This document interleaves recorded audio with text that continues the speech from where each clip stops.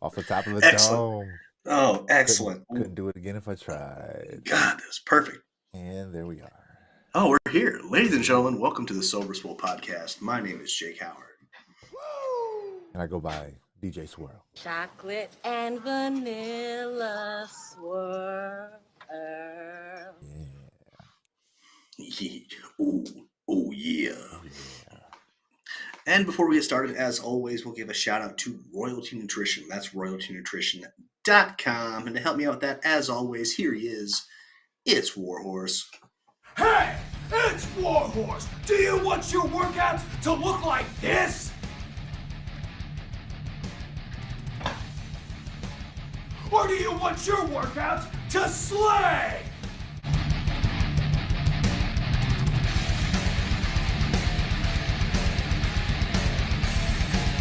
When Warhorse picks his pre-workout, he wants it to slay. If you want second place, go with somebody else. If you want to be a champion, go with Royalty Nutrition. That's right, ladies and gentlemen. Royalty Nutrition is a veteran-owned and operated supplement company that doesn't automatically use the cheapest ingredients possible while making their supplements for their customers. Check them out. Use the discount code 37HAKE to save you 50% on your entire 15. I have to 15, not 50, 15% on your entire order. My next shout out of the evening will be to Gorilla Gains. That's gorilla-gains with a Z.com. They are a great apparel company that you can wear in and out of the gym. They also make great equipment that helps keep you safe while you train. Check them out and use the discount code JAKE15 to save you 15% on your entire order. Patreon.com/HakeJoward. Give me money, give me. DJ Swirl, tell them about the Buy to Buy Empire. 15%. 15. That's better than not using the code at all. Right? Yeah, you'd have to be a special kind of dumbass not to use a discount code when you got one. I mean, I don't have a discount code, so I was never given one, but I will use it at the site because you say it all the time. So All the time. Buy to Buy, where we specialize in fast, friendly, on-demand delivery, moving, staging, TV mounting, and assembly. Which means we help everyone from housewives shopping at Home Goods to bros DIYing at LOs, but most frequently, property managers and real estate agents moving their clients from their current space to their new place. They say teamwork makes the dream work, but what about the nightmare? From your landlord to your dashboard, sometimes life don't play fair. If you lack time, got a bad spine, we're here to support you, giving you peace of mind from the time you buy to the time we say goodbye. This is Buy to Buy Studios. High quality, low stress, remote controlled, where we do creative consulting, remote content creation, and post production, which means we help you from the idea phase all the way to you've already got something and you just want to elevate it. Hit us up at Buy to Buy Studios everywhere you are. Jake, what are we talking about tonight? I think okay. So of course we had a 45-minute conversation beforehand, but it led That's not an to underestimation either. Jesus. it led to us talking about my terrible poker face. We had a guest on last week who told me, "Thank you for your service," and I just went like an asshole. So yes, you're jumping right into this. So let me just Yes. pause this real quick and say that Memorial Day was 2 days ago. Yes. So shout out, salute to veterans everywhere. And if you are a veteran who does not care for the virtue signaling that goes on with colloquialisms like what was said to you last week, Yeah. it's understandable. However, there was no preface, there was no setup, so it feels like in our 45-minute discussion, we ironed out the fact that it is something that you take personally and you project that simply by default. Yeah. So the same way he meant no harm in the generic "thank you for your service." You didn't mean any harm when you came Right. with your shit-eating grin, but I know that you dislike that phrase. Hmm. So the inner child within you, the petty, came out because it's a defense mechanism. So yes, it took us 45 minutes to reach a point to where we were like, you know what, we should probably hit record. So, uh, So here I we are. think I've talked about this before, and it's is I had to work on being more grateful or something about it was the conclusion last time we talked about Okay. it. Or but like I see my time in the Marine Corps. Like I'm obviously proud of it because those are my accomplishments and my memories, right? And but I just okay, so I have a problem with it because of my entitled veteran syndrome. And I've been over that a few times. You know, when I first got out, I thought the world owed me something, and the world didn't owe you shit. Um, but also, it's like, man, at the end of the day, I was 18 and got a job and got out of Central Illinois. That was the whole premise, the whole purpose. I was, yeah, glory, war stories, whatever, whatever was running through a young man's mind at the time. How Yeah, how many hell, jobs had you had before that? let's see. I did tasseled. I worked at the Mississippi Valley warehouse, steel warehouse. I worked at McDonald's. Anything you felt proud about? The steel gig was pretty cool. The warehouse gig was pretty cool, Okay. but I definitely that's not something I could have saw myself doing forever. No, so this was like the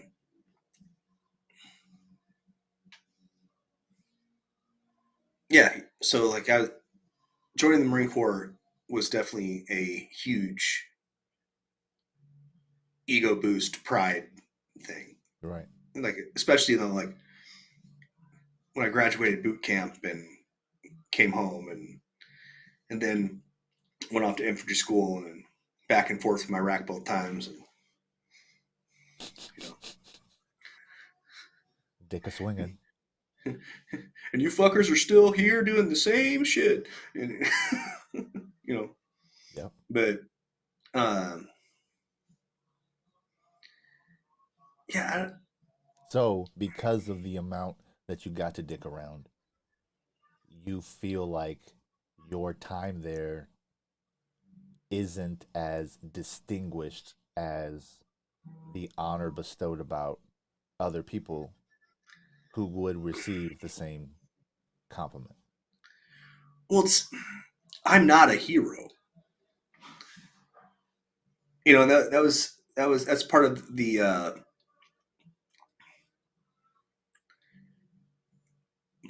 entitled veteran thing Yeah, yeah. is like you're high on the hero worship, and then I mean, there comes a point in time in your life you have to be like, no, but you're not, you know. but but I will say this. I'm flying out uh Friday morning, and if I see a soldier in the airport, it's not going to I don't feel obligated, but there's a sense of I sense valor there. Hmm. Like I want to be I want to show gratitude. You know what I mean? Okay, And I that's get part of you. our conditioning as well. Is, we celebrate our soldiers on TV and Yeah, up front, but we know how things happen behind the scenes. So yeah, and until they're needing it's just like emergency it's just like emergency mental health services or something, and we treat children just like soldiers, or we treat soldiers just like children. When they're in the womb, they're the most precious thing on the planet, and then as soon as they're born, take care of it. mm, Your responsibility. So when you're an active service member, they do everything to take care of you because you are a piece of the government's property. And then once you return to being a citizen, it is what the VA was. Yeah. And how long was the VA like that until it changed? The VA still isn't Yeah. good. Like, But it was so shit that that level of improvement mhm, was noticeable. was noticeable enough. The difference was quantifiable to the point that people stopped talking bad about it. Yeah. Now it's just like the DMV. Yeah. No one's gonna give it a pat on the back, but it does its job. Kind of. Okay. Better than it was, but not good. There you go. Man, like I don't know. Like, I don't want to come off as ungrateful, but I have a terrible poker face. Terrible poker face is bad. Terrible. Like, that's why I don't play the game. But it's But like we said, I it is an ingrained, and it's petty and it's childish. So mhm. it stems so the title of this episode will be the unworthy inner child. And so that is your younger self being bestowed upon them an honorable position and not feeling worthy of that label. Well, it's so if we're gonna get inner child work, we're gonna do some inner child work here. I've never felt good enough, and you know, whether that be from a multitude of things or things said or things I remember, or whatever. Yep. I have never ever felt good enough, ever. And I could be the best at something or pretty damn good at something, but I've never been good enough.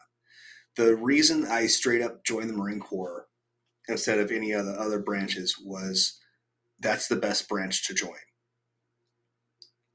I'll do that and I'll be good enough. Well, you can get, I took my ASVAB test and they said, you can do everything. You can do anything except for like these two jobs, which were like nuke stuff. And I said, no, I'll do infantry. Why? That's where the glory is, because I'm not good enough I need to chase glory. I need something that I can be fulfilled and find my good enough. And then, when we were over there, it wasn't as like extreme as what it was even the deployment before, kind of thing. Like it was. So like we don't have the epic war stories and missing limbs and stuff. Like, and I know that sounds so screwed up.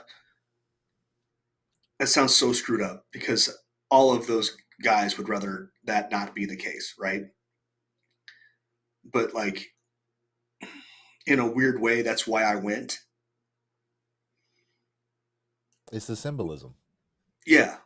Like, And it makes me think of Black Panther and Killmonger and how he's got all these marks all over his body and his whole body is marked up like that, and they each one symbolize a kill. yeah. It makes complete sense, man. And so, I mean, it's just like and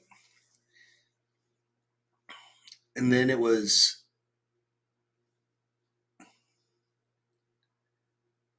the only, like, I think a lot of the reason why I got so heavy into booze and drugs outside of it was I could just be a drunk goofball that didn't have to worry about being good enough. And then like all the crap happened with my roommate, and then we've heard the story. You don't need to break it down, but you glazed over that like it's not trauma. Oh. like it's not substantial. It's definitely substantial, but like so we don't need to break that. We don't need to deconstruct that, but just the idea, again, your poker face. You say you don't have a good poker face. You glazed over that like a donut, bro. You went right over that thing. Yeah, your roommate Killed a guy. killed the guy, and then your place was Told me. ransacked. Well, Oh, and you were brought in for and you were made a witness and all this stuff, right? yeah, Yeah, yeah. yeah. No, I was. it's a I CS. It's a what is the police show? It's a Law and Order episode, bro. nothing better than being a witness for the prosecution. At what age? I was like 24, That's 25. stupid, dude. And then How much civilian life had you had post your service? 4 years, 5 God years. damn. Yeah. So like you're getting settled to civilian life, and then pow. And then even then, that wasn't settling because it was like I wasn't accepting it. Oh, no I was still doubt. like You were pushing back, pushing back, and testing your limits, and you were enabled by everyone around you. hell yeah, It's not like you were the one guy. It's not like you were uh whatever, whoever the drunkest person is in every movie. Like you weren't just that the was guy. me. You That were was that you were me. that guy among a group of those guys. Like Hmm. that's all bad, dude. So yeah, Yeah. processing all that, And not then having a real grip on things, and then not having any serious experience that you can fall into in terms of dedication work like you did the military was your job. hmm Like you didn't have anything to come home to like that. well, no, because I was in college, but I didn't go. I was enrolled. Yeah. um, And how many of you like there are there? How common is that? Probably lots. I mean, I haven't done a deep dive into No, no, that, no. so Again, we're just guesstimating here. yeah, But how it just hearing that story doesn't sound surprising to me. yeah. But It doesn't sound like a whole bunch of 18 to 24-year-olds came back from how many deployments? two. Two deployments, and were just ready for the workforce. Or had qualifications, or had because it's like the prison pipeline, right? They Yeah. target a certain demographic of people, and even you who qualified for better than positions, you chose the valor, you chose the stories. Well, yeah, to chase Fowler Yeah, and to you yeah. yeah. How that doesn't sound like it's uncommon. It doesn't sound like there are. It doesn't sound rare for people to join up to be Killmonger, especially in the age of Call of Duty. Come on, man. Yeah. Come on, man. It's like So, when you were in middle school and you remember 9/11 happening, and you're like, you know. yep. But yeah, and then it was mom coming to save me, detoxing on the whole ride home, being an ass. So yeah, your You emotional know, maturity was stunted yeah, because those are your formative years. Those are years where you try things and you fail, and then you figure things out, and then your 30s are when you execute that, start a family. If you're going the traditional route, the blueprint is pretty consistent. And your 20s are your formidable years, right? Your teens, you just did enough to get by, to now you have to be an adult. And then all you did was drink and party and be silly. So all you did was be 18 for more years, be 21 for more years. Like mhm. when I see people my age still at the club, it's like you've been 25 for 15 years. Like that's never sounded inviting to me. And No. I'm not trying to be condescending or anything. There's a lot of growth that happens during that time. And if you choose in anything that you pursue in life, if you have learned behavior, you purposely stop, and then a lot of time goes by, you are not as competent as the last time you stopped or before you stopped. Like you've got to start all over again, and you remembered things, and there's recall and muscle memory and stuff, and you might get to that point to where it feels familiar again, but you could have been a monster had you just kept going, Hmm. right? And so that applies to your mental acuity. That applies to people's emotional intelligence. So it's not surprising that you choose petty as a defense mechanism because it's easy and it's second nature. You know what I mean? Like that's the same kind of behavior that you would do in your drunk phase. If someone gave you shit or, said whatever, right? Hmm. That's a behavior that you still do because the conditioning is deep and it's super saturated with the toxins. So, Hmm. yeah, man. So when you so talking about the inner child and the things that that that create issues in this stage of adulthood, it's like if we develop if we nurture toxicity and then clean yourself up, like it's no surprise why it's always a struggle to why you're always starting things in the negative, not at even, right? Does it always feel like that? So Hmm. for you never feeling worthy enough or accomplished enough, like you already had lower expectations of yourself. So when others do as well, it doesn't feel like it's such a big deal because you're like, all right. But then when you knock it out of the park, you can't celebrate it Right. because you feel undeserving. Well, so we talked about love languages a few weeks ago, Yep. and I need attaboys. Right. Pats on the back. Yep. Words of encouragement. But then when I get them, I'm like, Trust uh, issues. Yeah. yeah. Yeah. I was thinking about that. Brittany gave me a compliment a couple days ago, and I went, you know what Doesn't I that mean? Like, suck? Doesn't that suck? yeah. And I Yeah. was like, that's what I need. And then there it is. And I was Yep. like, gonna stab me later or something? What are you being nice about? Like, Yep. and it is a weird circle. Like, So based off of the relationship with your father, hmm, do you think he has the same outlook? I don't know, man. He's hard to read. Um, Because how were the attaboys from him?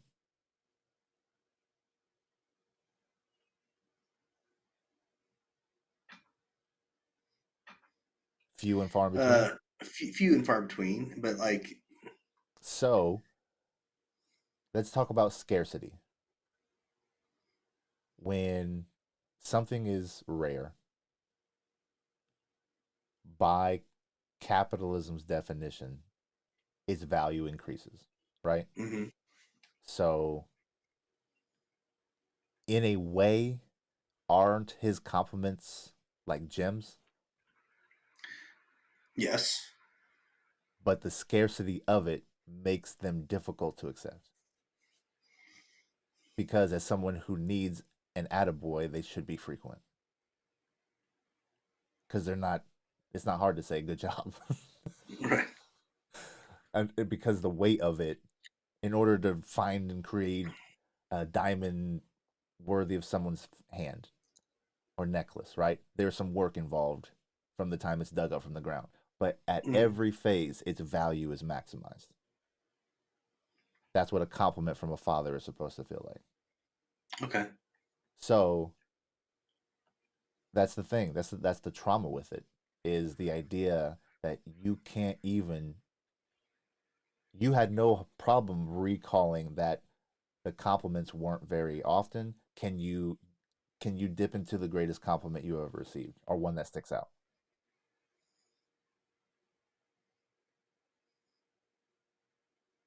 My dad does the same one every time. Every time. And it gets me every time. Every time. I have to put my phone on mute because I'm man crying Well, on the other now end. I don't want this to sound wrong, but um,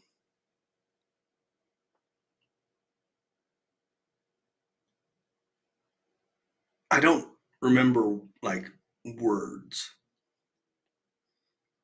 I remember him being really proud um, when they flew out to San Diego Hmm. and watched me graduate boot camp. Yeah.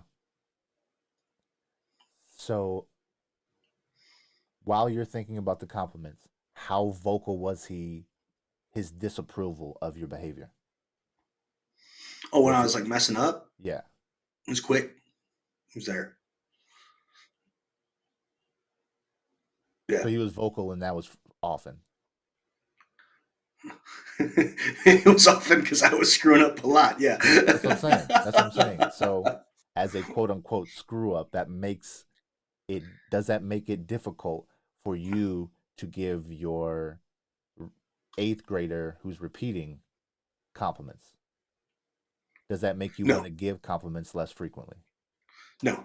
There you go. So let's with let's not deconstruct this thing and completely deconstruct it.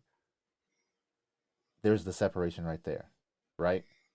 Mhm. So just off of that, and we talked about it last week, how it's almost a bad thing that you care so much, right?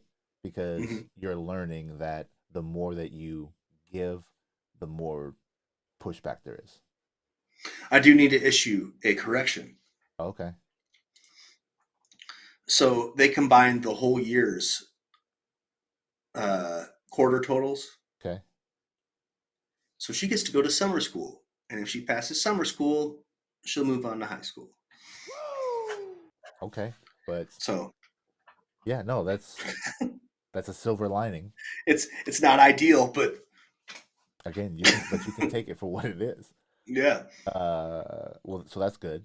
But again, the idea that there are habitual mess ups and it has Hmm. become more frequent, and so you've had to become more vocal, and it's been less complimentary because of the behavior, right? Hmm. All of those things are true. But you had no hesitation in saying that you still can't give her a compliment when it's due. I make it my business to give all the kids compliments when they do good stuff Why is that? because they need it. And do you think that has anything to do with you not receiving it? Yeah, yes, and I mean probably, but I mean I don't want to make my dad out to be a villain. No, no, I no, mean, no, no. let me put this out here because I think he was a product of his home, and I'm a product of his home, and things are. The I bring that up every time we talk about my dad because he made something very clear. So they were here one time, and they were going to be here for a Wednesday. It was the last time both my parents were out here. Mhm. I said, "Well, I've had mom on. Do you want to do the show with me?" And he said, "No, thanks. I've been made out to be a villain on there enough." And I That said, means he's "Okay." watching. Yeah, and I said, "Okay, fair enough." So I mean, I need to make it clear, my dad is not a bad guy.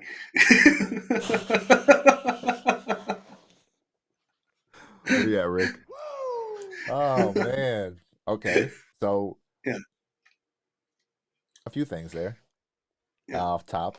Um, One that's a show of feelings, which is important for a guy who you have said who you say is hard to read.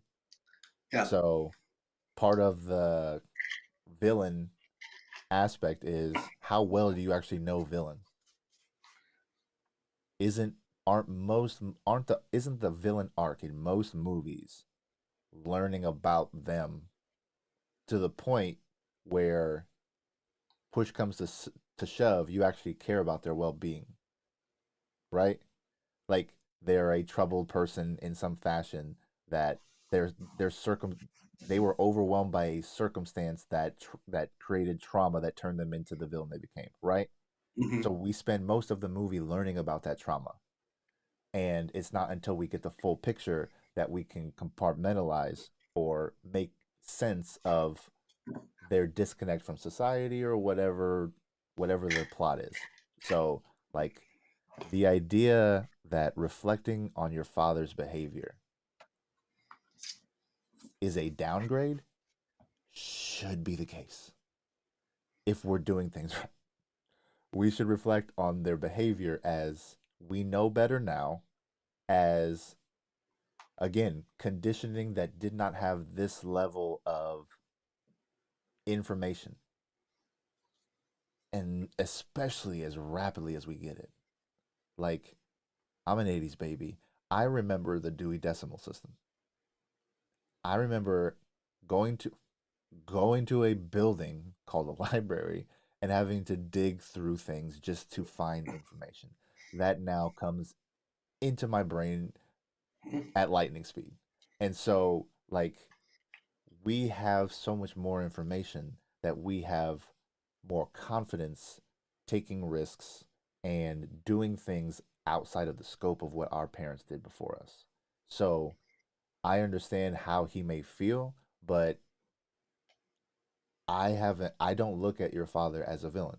I don't look at him as a negative, especially the way when you lost your grandpas. Hmm. When you guys had that moment and you know all the way that you talked about it and how much I could tell that it meant to you. Me, you don't do that over someone you don't care about. You don't do that over someone who doesn't deserve it. And if you do, there's always a caveat thrown in there, right?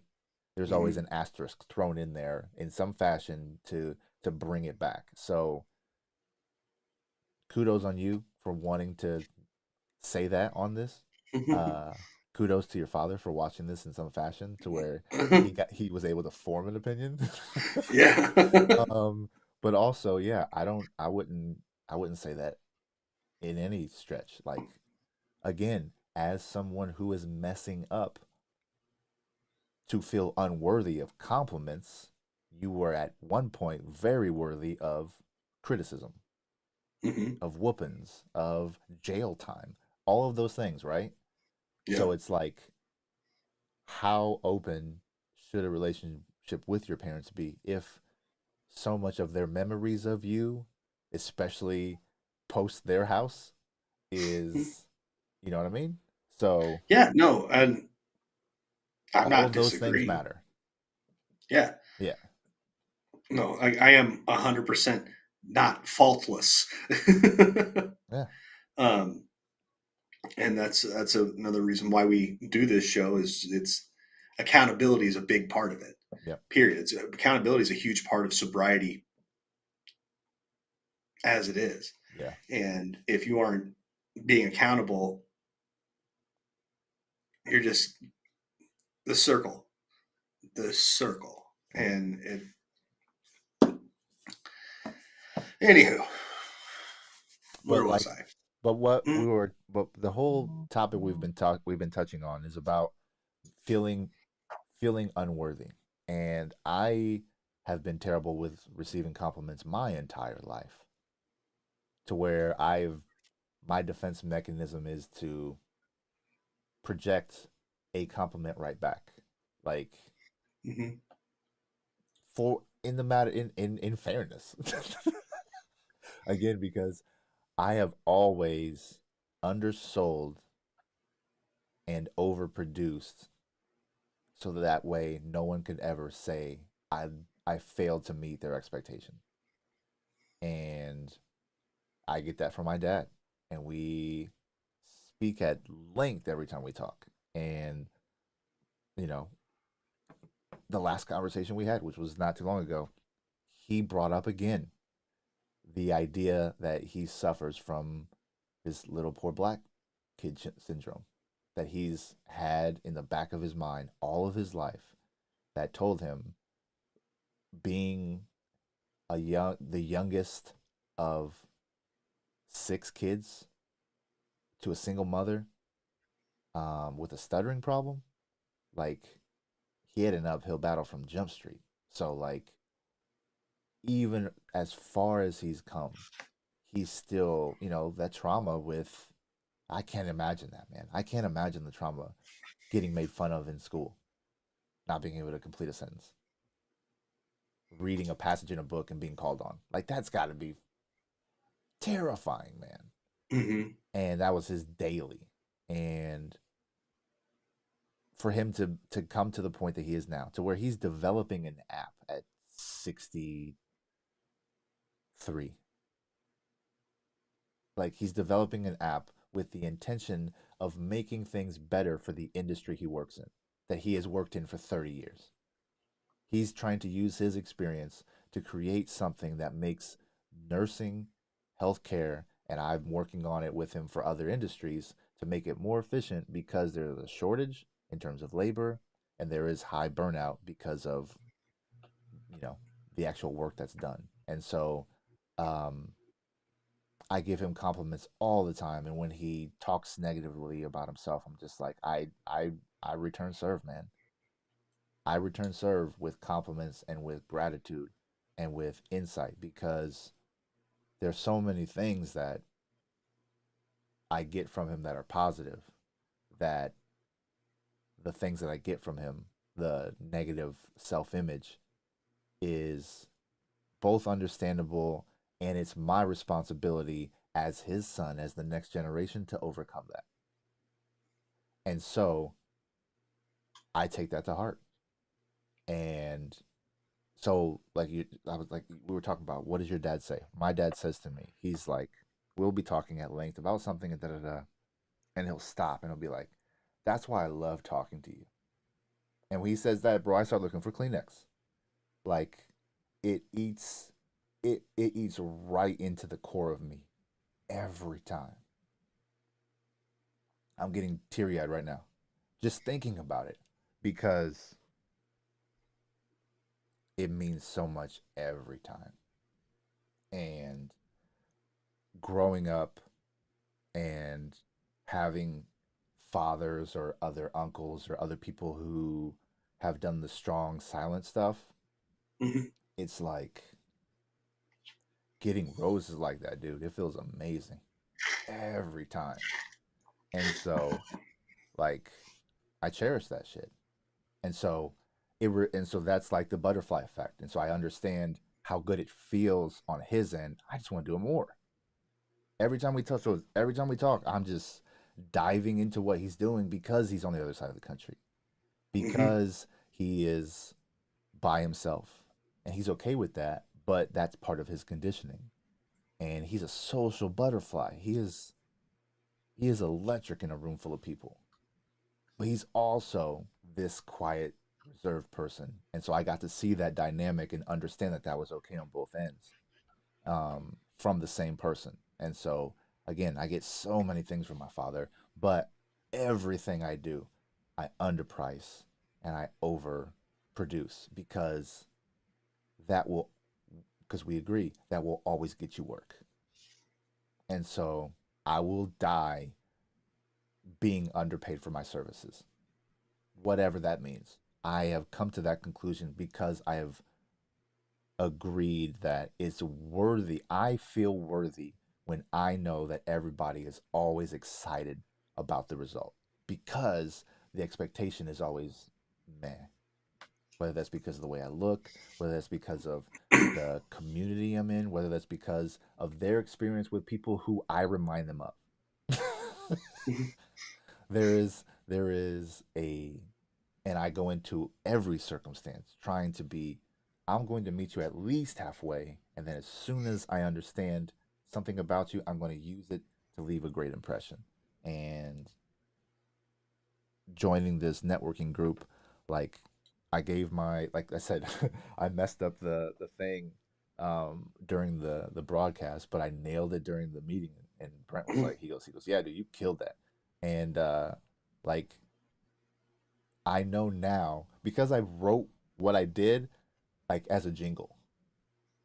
And so you want to talk about worthiness. I've been terrified to do anything with it musically. Someone who has a degree in music production, essentially. I have a hard time putting that in musical form for my business for marketing because I don't feel like I can produce something worthy enough. But just how it's said got a reaction from you, everybody in the room that does this as a living was impressed by it. And so I smile and I take the compliment, but I know in my heart of hearts that it can't be satisfying because I've still not made that into a jingle. I recorded it again on my phone just to hear it back in a different key. I'm probably not gonna do anything with it because and it's not even about me being the one who's singing it because I can just have somebody else sing it. It's the possibility of it failing. And even though I don't need that validation from anybody, I keep getting it. But I am unable to accept the compliment for what it is because of my nature. And that sucks. I hate that, dude. Well, I have a real hard time with compliments as it is. I'm not a fan of gifts really either. I don't like. I get real awkward. Like when you brought the camera over, and I was like, ah. No doubt. Here, Oh, yes. Speaking of which, Ooh.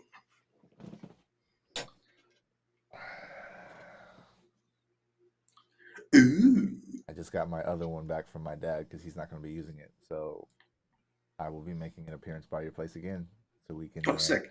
get you on this guy. I don't know, man. My blues. This microphone hasn't done me Don't do dirty. that. Don't do that. Don't do that. Don't do that. If it was in the same ballpark, I wouldn't even bother. I wouldn't even bother. Okay, you're right. You are No, right. no, I no, am no, no, wrong. no, no, no, no, no, no. I could be. I accept. I accept, and I love you. I still could be wrong because of your environment. It's not treated. However, Right. I want you to hear a difference, and I want you to tell me that you're okay with your blue, and I'll be like, I'll take it. I'll bring it back here. No, no shit. No, no sweat off me. Like I know what this thing is. So all I'm saying is I got it back, and you'll be awkward with it. I'll stop by. I'll plug it in, let you hear the difference, and then we'll go from there. Well, swing through. You can listen to the kids scream while I do this. Yep.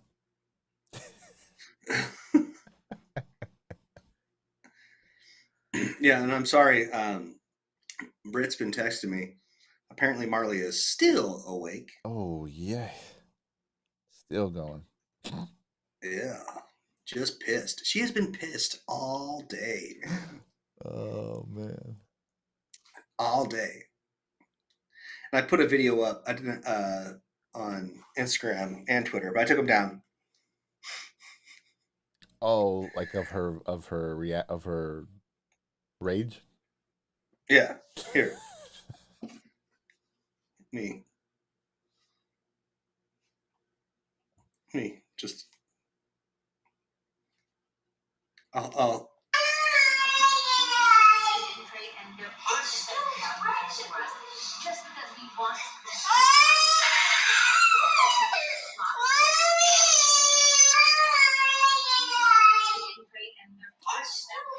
all day.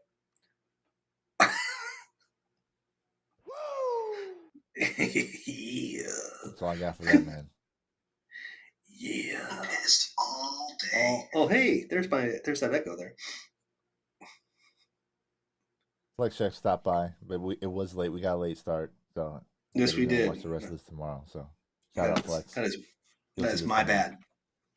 bad. Oh man, we would rather there be no screaming baby in the background. Like that's never good to watch. What do you mean? You don't think people just love the sounds of children screaming? It's my favorite noise. Well, also, never mind. It's not worth talking about.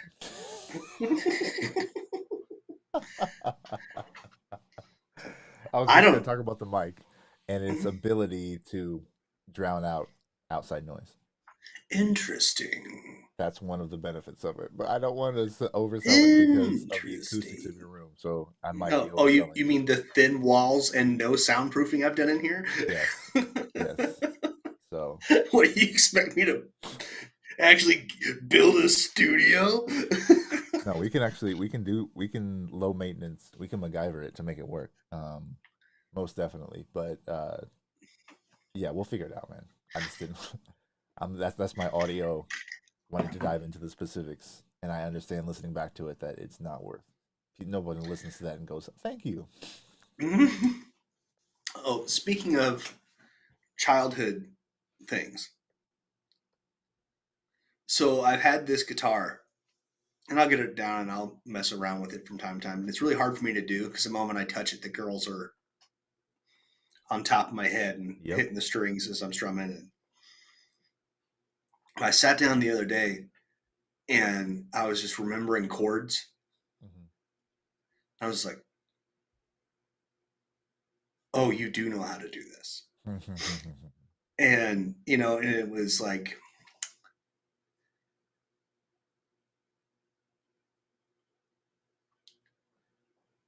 another thing that I always did and do still, regrettably,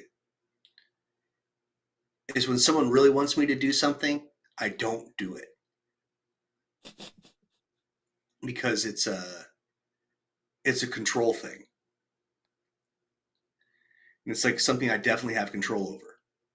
Well, you can do this. You know how to do this. No, I don't. Well, remember when we learned this? We learned this song. Mm-mm. Nope. And it was I did that with because I used to sit with my grandpa all the time and just watch his fingers and do it. But whenever it came, okay, show me what you remember. I don't. I don't remember nothing. And now I was just sitting here trying to remember family Bible, and I was like, oh yeah, that's that song. Muscle memory kick in. Yeah, and I was like, oh yeah, yeah. So does playing bring you joy?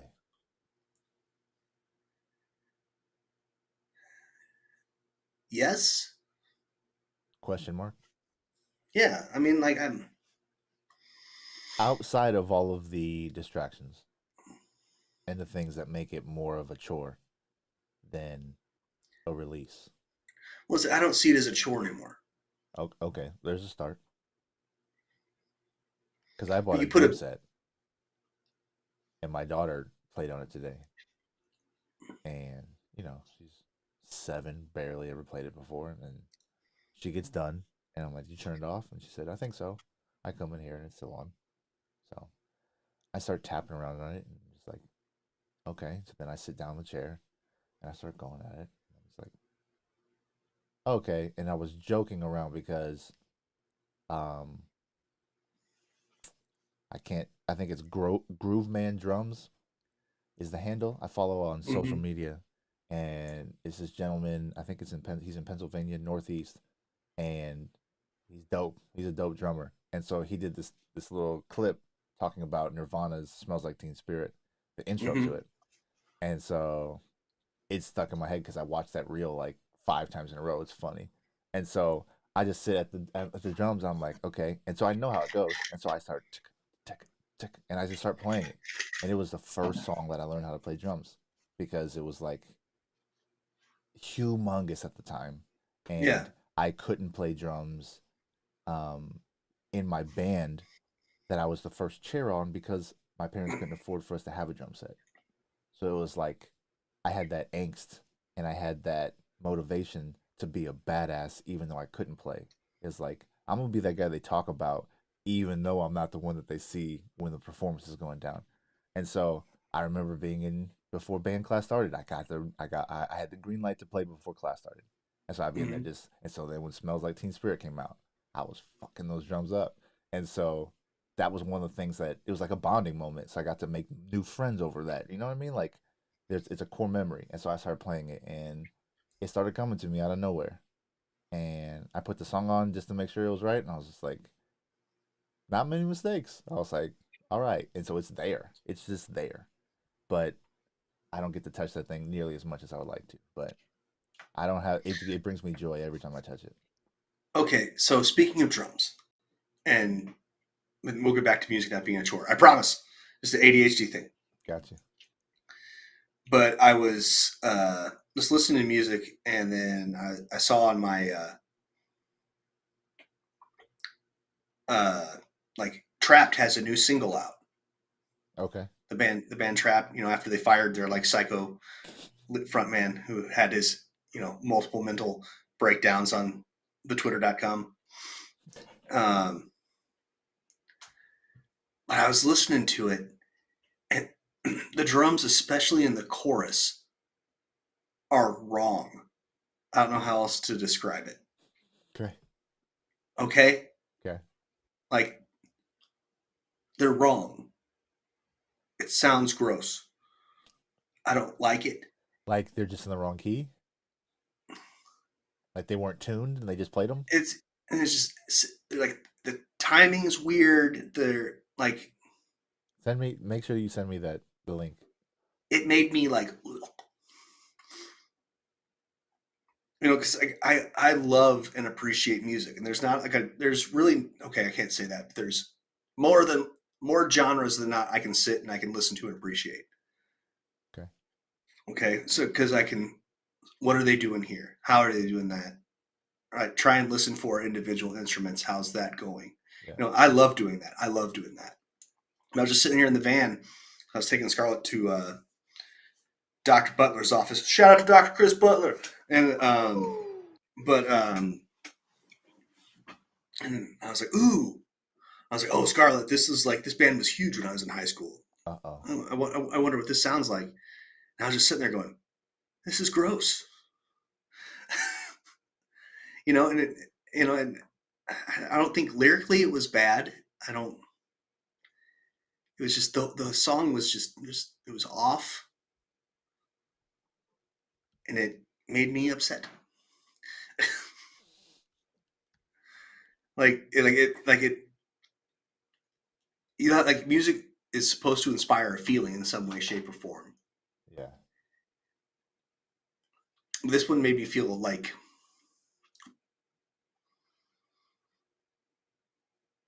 I wasn't angry or upset. I was more of like a ugh. What was their big song? The Headstrong song. Headstrong. Yeah. Yeah. Okay. Yeah, but it was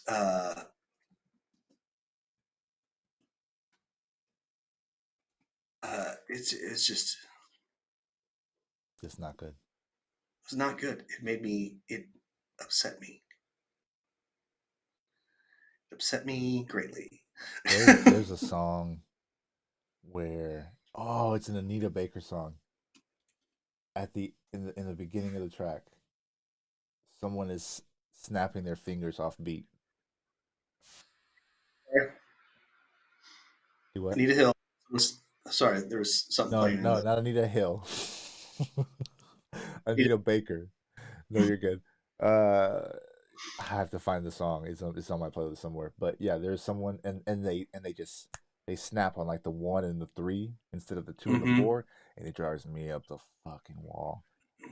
I don't know what it is, but it's that same feeling. It's wrong. And so because it doesn't make sense for what they're leading up.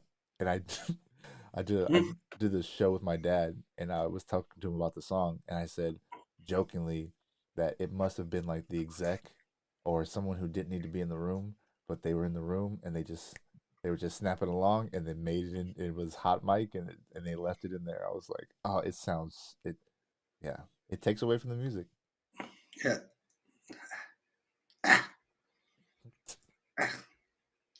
Well, see, I wish that we could play music here, and we could talk about this. I mean, we can, but it's not gonna sound good.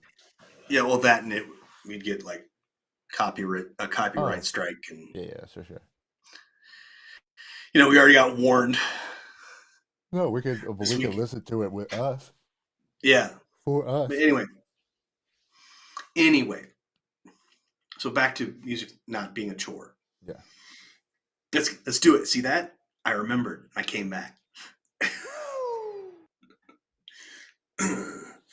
But I really think that a problem with a lot of art and education is they make it a chore. I don't think art should be graded. Sure. You know what I mean? Like I just don't. Like it's either good or it's not, and that's subjective Yeah. too, right? So it's like, if anything, you should be graded on theory, I guess. And then what you make is what you make. You shouldn't.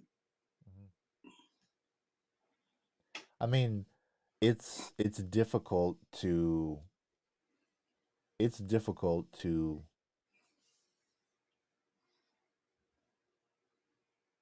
it's difficult to create artificial um authenticity. Mhm. It's very difficult to do something that you're either not good at or you're unworthy. And,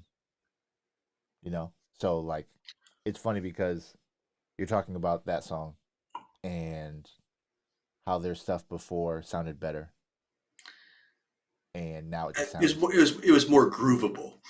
I okay. would like looking back on it. It's definitely like jock jams. It's not the best stuff. So it was, but it was made. The intention was to be mainstream, Mhm. and so is this intent purposefully anti-mainstream? I think that they're trying to step away from Crazy Pants,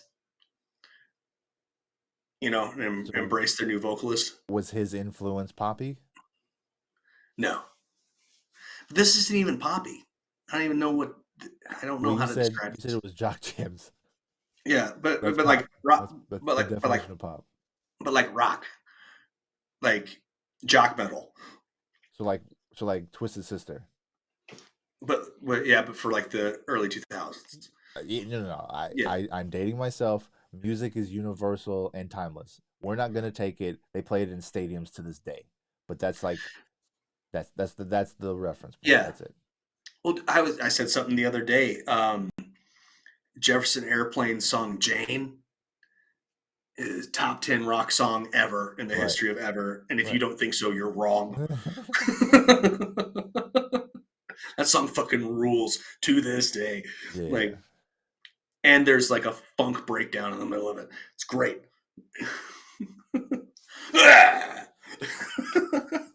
But so I was talking to my daughter um because Party in the USA by Miley Cyrus came on.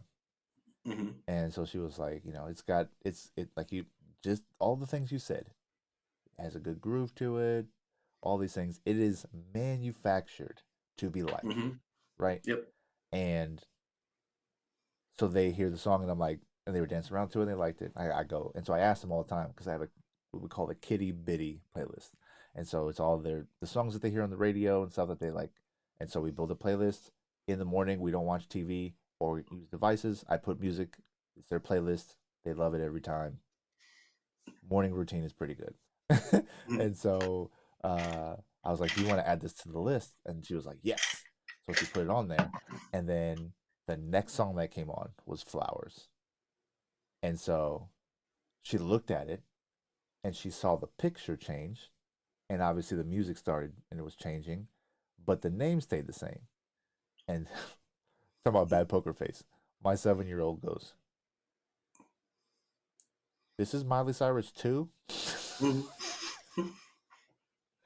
And I was like, "Why do you say that?" She goes, "Because I love this song and I never heard the other song we just listened to, but I like it too.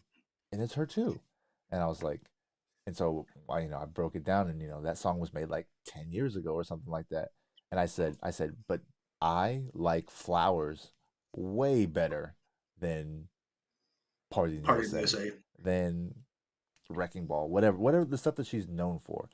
It is Mhm. like every time I hear that song, I'm not mad.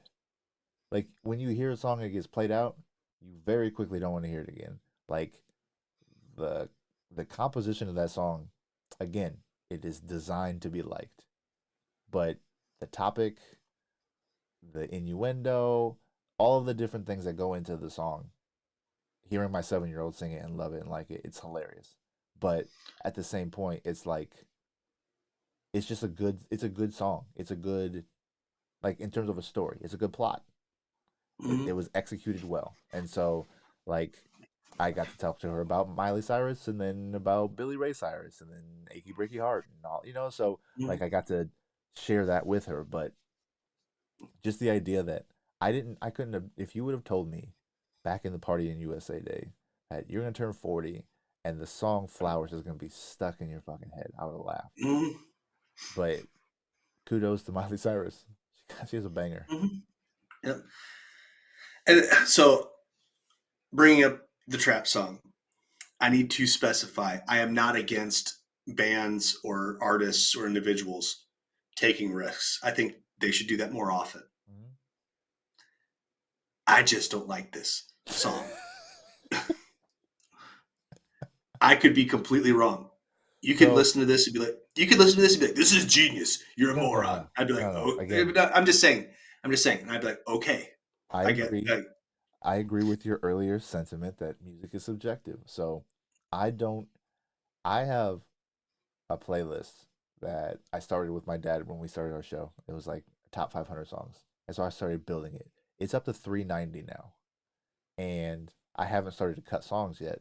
But when I play it randomly, I don't like to do it when other people are around because it's so random. It's so versatile. Like I understand the context of everything. It's like your thumbs up to Mhm. uh if I'm in a private setting, I'll play this playlist and I'll play it loud. So I was working on the grill I bought today, and I was listening to all the songs, and I liked all of them because I put them on this list, right? But I don't Mhm. want everyone to just hear them out of context because it Mhm. the optics would be poor. And it's all over. It's all over the place. It's all Yeah. over the place. So, Mhm. so yeah, I'm about taking risks too, but calculated risks. Mhm. So I'll put something on there that something else that someone else, if they heard those two songs back to back, they'd be like, "Why are these two together?" And it's Mhm. because they leave a mark in some fashion. So, how far of a departure is this new song from Headstrong? Big. Big. Okay. Yeah. Okay. No, I'm just preparing myself. Yeah. And I like funky drums and funky drumming. One of my favorite bands to listen to when I'm in like a let's get weird mode is Bela Fleck and the Flecktones. Okay. Okay, I don't know if you know who they are, Yeah. but like just picture savants of an instrument, and they're all in one band. I have to send you a song too. I've got to find it too. Do you know Okay, who John Luke Ponty is? sounds familiar, but I couldn't pull anything off the top of my head. He is, I think it's a violin. Okay. He's a violinist from the 70s. He's a monster on the instrument. And there's Mm-hmm. this song called New Country that is on my top 500 playlist. Because every time I hear this song, bro, it's one of those, it's like that movie scene where people start tapping their feet that normally wouldn't. They just, Mm-hmm. the groove overwhelms them when they start tapping their feet or, their Mm-hmm. knee or whatever. Like, I am not sitting still when the song comes on. I'm getting up and I'm dancing to it. It makes me feel good every time I hear that song. And it is wild. It's fast, it's aggressive. Um and it's country. It sounds like a country track. It sounds like a Mm-hmm. sounds like something you hear at a hoedown. Fucking love that song. And again, if someone randomly said, "Oh, play a song." And just the way the song starts, dog, it hits you in the face. It hits you in the face with a violin. And so, Completely get it, man. Completely get it. Love it. Love Yeah, it. but when we get off, I want to just stay on so I can sit here like this and just watch your face, especially when the chorus hits. No, I mean it because it's because your ear is better than mine in a lot of ways. All right. But Well, we've been on here for an hour, bro. It's 10:17. What are we doing? It sure is. I was just looking at the time like, oh. When we get off here, how about we just get the fuck off it? Well, ladies and gentlemen, thank you for listening to the Sober Swirl podcast. Chocolate and vanilla swirl. Hey, it's Warhorse. Do you want your workouts to look like this?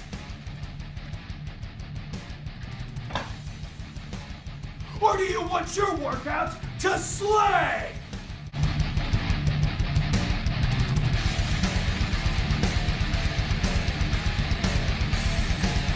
When Warhorse picks his pre-workout, he wants it to slay. If you want second place, go with somebody else. If you want to be a champion, go with Royalty Nutrition.